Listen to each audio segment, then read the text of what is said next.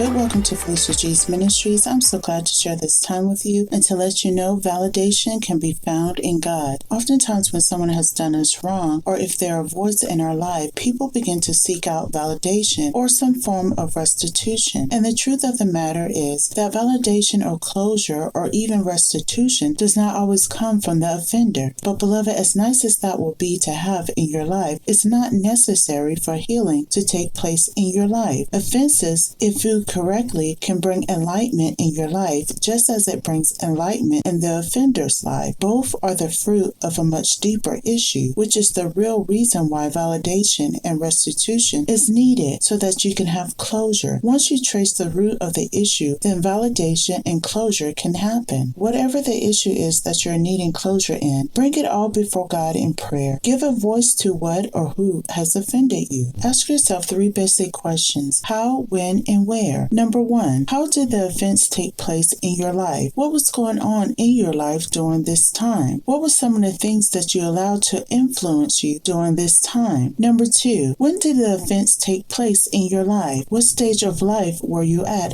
this time? Take a look at past issues or similar sources of pain. And number 3, where did the offense take place in your life? Where were you mentally, emotionally, and even spiritually when the offense took place? You see, tracing the root will bring clarity as how the offense had came about and areas that you may need to improve in. And in this process, you will quickly realize that the validation that you're needing can't be resolved with "I'm sorry," because you will realize their offense was just a trigger of a much deeper wound in your life that requires more than just a band-aid of "I'm sorry," but that there needs to be a healing that takes place, and that healing comes when you release it all to God. Beloved, there are some wounds people can't heal with "I'm sorry." It takes the unconditional love and forgiveness of God to do so. In Isaiah chapter 53 verse 5 says, "Jesus was wounded for our transgressions. He was bruised for our iniquity," meaning sin. "The chastisement for our peace was upon him, and by his stripes we are healed." Amen. That's how significant Jesus dying on the cross is for us today. God knew that offenses would come, and he sent his son Jesus Christ to bear the hurt and the pain we will encounter so that you can receive the healing and restitution that you need on today. Your value and self-worth was never based on how others treated you or viewed you. If an offense is bothering you, it's only because you believe that there is some truth in it, which comes about by not viewing yourself correctly. But when you bring your thoughts back into alignment with who God says you are and what he says you can have, you realize that other people's opinions or views of your life simply don't matter, therefore giving the offense no power, because your validation and restitution comes from God. What God sees in secret, he will reward openly. Matthew chapter 6 verse 4 of the Bible. Amen. Jesus even gives a warning in Luke chapter 17 verse 1, and he says it is impossible but that offenses will come, but woe unto them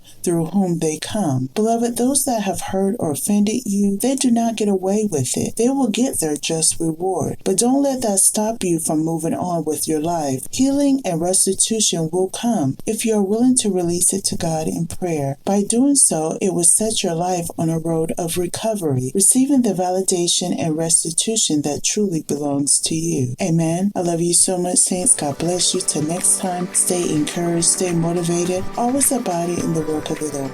Till next time, bye-bye for now.